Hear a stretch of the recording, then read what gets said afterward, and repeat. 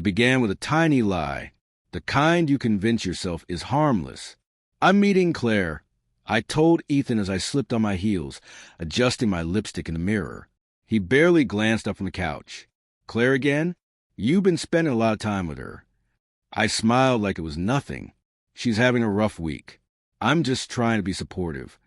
He nodded, trusting, loyal, steady.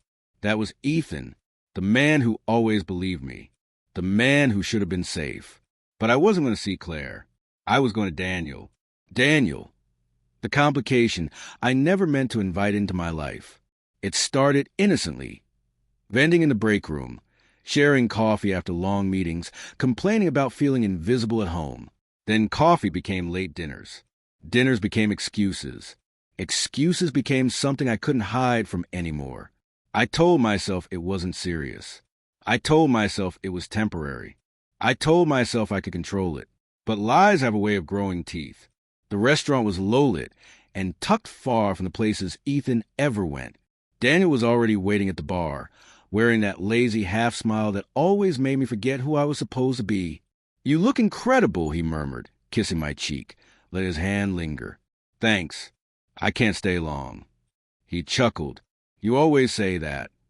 We ordered wine. We flirted around the truth we didn't want to name.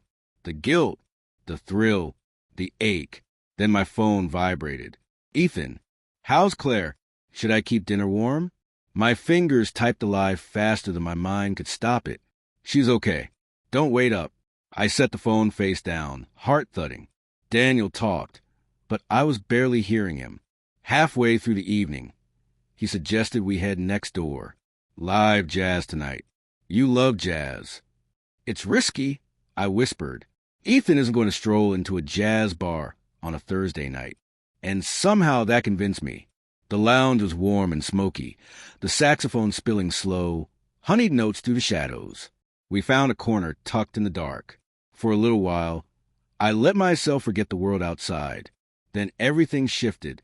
A laugh, deep, familiar, cut through the room. My blood turned to ice. I turned, and there he was, Ethan, standing at the bar, a drink in his hand, scanning the room. His eyes found mine instantly. The music didn't stop, but my heartbeat drowned it out. Daniel leaned closer, noticing my sudden stillness. "What's wrong?" I couldn't speak, couldn't breathe, couldn't look away from my husband. Ethan didn't shout. He didn't storm over. He didn't even frown. He just looked at me, a quiet, steady stare that gutted me more than anger ever could.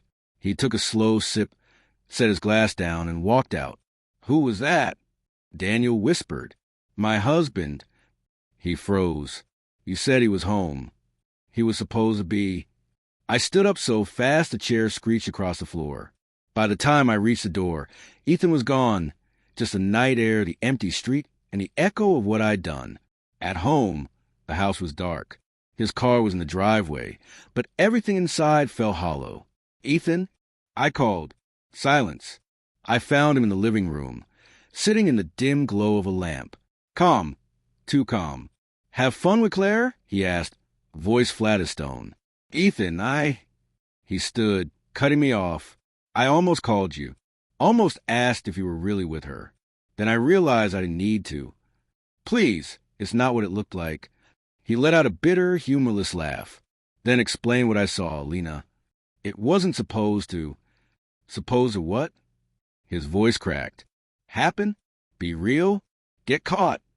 I reached for him. He stepped back. "Don't."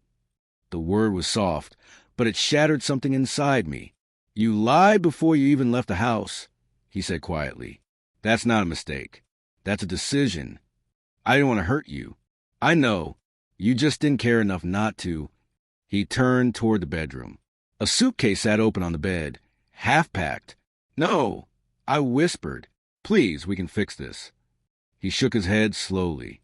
"I trusted you for years. I thought we were solid. I thought we were unbreakable. Turns out we couldn't even survive a Thursday night lie. Where will you go?" "Somewhere I can breathe." He zipped the bag, hesitated, and looked around the room one last time. "You know what hurt the most?" he said softly. When you saw me, you weren't shocked. You were scared of being caught. There was nothing left to say. He walked out carefully, quietly. No slam. No last look back. Just gone. The days after blurred. Claire stopped by once. I lied again, told her it was just a fight. I didn't have the strength for the truth. Weeks passed before Ethan reached out. One text. I filed the papers. Please don't contact me. I reread it until the screen dimmed. That night, I went back to the jazz lounge. Same table, same shadows, same song the band had played when I'd first seen him there. This time I sat alone, and it hit me, it wasn't the lie that broke us. It was everything I didn't say after. I whispered his name into the dim room, knowing it didn't matter anymore.